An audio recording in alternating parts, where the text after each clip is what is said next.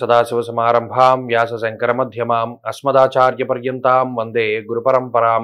జ్యోతిష్ శాస్త్రాన్ని భావితరాల వారికి ప్రసాదించిన ఋషుల యొక్క పాదపద్మాలకి నమస్కారం చేసుకుంటూ, అలాగే నాకు జ్యోతిష విద్యను నేర్పిన గురువర్యులు జ్యోతిష బ్రహ్మ కీర్తిశేషులు శ్రీ ఏరంకి సూర్యనారాయణమూర్తి గారు, సూర్యశ్రీ దైవజ్ఞ గారి యొక్క పాదపద్మాలకి నమస్కారం చేసుకుంటూ, ఓం శ్రీ మహాగణాధిపతి నమః, శ్రీ గురుభ్యో నమః, హరి ఓం. వీక్షకులందరికీ నమస్కారం. కన్యా రాశి వారికి ఈ వారం కొంత మిశ్రమమైనటువంటి గ్రహగతులు గోచరిస్తూ ఉన్నాయి. ఇప్పటి వరకు యోగించినటువంటి గ్రహాలు, అంటే శుక్రుడు కానివ్వండి, అలాగే రవికుజులు కానివ్వండి, ఈ గ్రహాలు కొంత ప్రతికూలంగా మారేటువంటి పరిస్థితి. అర్ధాష్టమ రవికుజులు తమ యొక్క ప్రతికూలమైనటువంటి ఫలితాలను ఇవ్వడం ఈ వారం లగాయతు ప్రారంభం చేస్తారు. అయితే ఇప్పటికే ఈ రాశి వారికి శని బలం ఉన్నది, అష్టమరాహు యొక్క దోషం తొలగిపోయినది. ఈ వారంలో ప్రత్యేకించి బుధబలం, శని బలం, చంద్రబలం ఉన్నది. అయితే అర్ధాష్టమ స్థితిలో రవికుజులు ప్రసాదించేటువంటి ప్రతికూల ఫలితాలను గనక చూస్తే ప్రత్యేకించి చతుర్థ స్థానం పైనే ప్రభావం ఉంటుంది.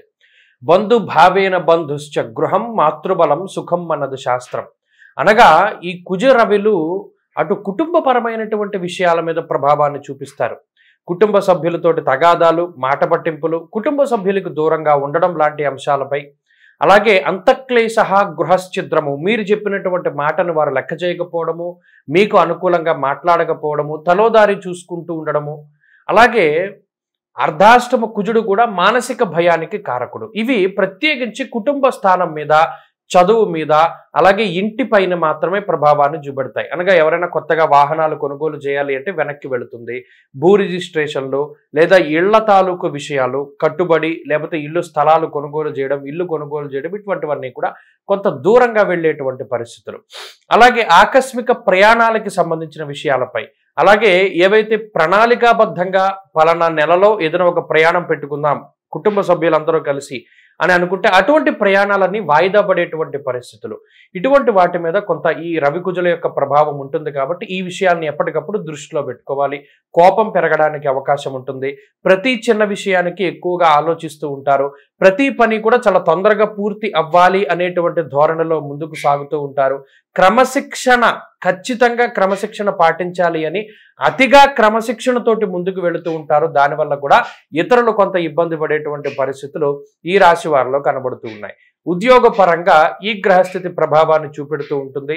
ఉద్యోగస్తులకి మాత్రం కొంత ఇబ్బందికరంగా ఉంటుంది. కొంత ఒత్తిడి అధికంగా ఉండడమో, లేదా పని భారం అనేటువంటిది కొంత ఎక్కువగా ఉండడమో, లేదా పని వేళల్లో మార్పులు జరగడమో, ఇటువంటి విషయాలు కన్యా రాశి వారిలో ప్రధానంగా కనబడుతూ ఉన్నాయి. ఉద్యోగ మార్పుకే చేసేటువంటి ప్రయత్నాలు కొంత జాప్యంతో ముందుకు సాగడానికి అవకాశం ఉంటుంది. వ్యాపార పరంగా కన్యా రాశి వారికి కాలం కొంత మిశ్రమంగా గోచరిస్తూ ఉన్నది. మరీ ముఖ్యంగా కొత్తగా పెట్టుబడులు పెట్టడానికి మాత్రం ఈ గ్రహస్థితి ఇప్పుడు ఉన్నటువంటి కాలం అంత అనుకూలమైనది కాదు. సాధారణంగా కొంత ఐశ్వర్యాన్ని ఆర్జించడానికి, లాభాలని ఆర్జించడానికే ముందుకు సాగుతూ ఉన్న, అంటే ఇప్పటివరకు మీరు చేస్తున్న వ్యాపారాల్లో ముందుకు సాగడమే చాలా మంచిది, కానీ కొత్తవి పెట్టడానికి ఇది మంచి సమయం కాదు. విద్యార్థులకి గ్రహస్థితి కొంత ప్రతికూలంగా ఉన్నది. గురుబలం లేకపోవడము, విద్యాస్థానమందు పాపగ్రహ సంపత్తి ఉండడం వల్ల చదువులో చాలా జాగ్రత్తగా ఉండాలి. ఏకాగ్రత లోపించడానికి, కొంత అనుకున్నటువంటి వాటికి విభిన్నంగా రిజల్ట్ రావడానికి అవకాశం ఉంటుంది.